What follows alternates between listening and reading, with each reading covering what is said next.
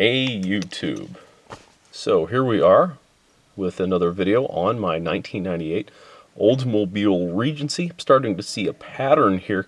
Just doesn't feel like late 90s Oldsmobiles have a lot of videos on them. I've had to figure out a lot of things myself, and unfortunately it seems like this particular model of General Motors product is just, it seems like there's so many things that are even slightly different between the Buicks and the Pontiacs of this era, just enough to really throw people off. So the condition I was working on was an intermittent no start condition. And of course the first thing I did was to check the starter relay. Alright, here is where the glove box should be, but it is removed.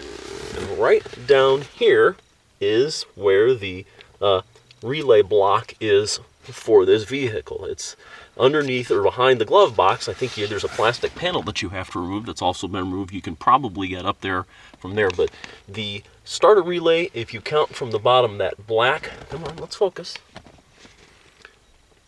Let's see here. That black relay, if you count up from the bottom, a black one, then two grays, and then the black box right there. That is the starter relay.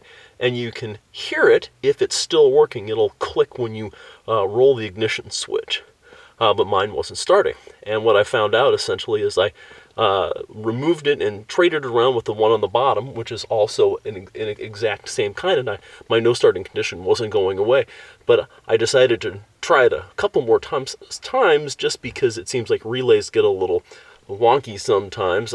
But I was able to, after installing it, removing it a couple of times, it seemed like I did one thing as I knocked the corrosion off of the relay terminals or out of the receptacle, and then all of a sudden my intermittent no start condition went away. It was simply just, I believe, corrosion on the terminals.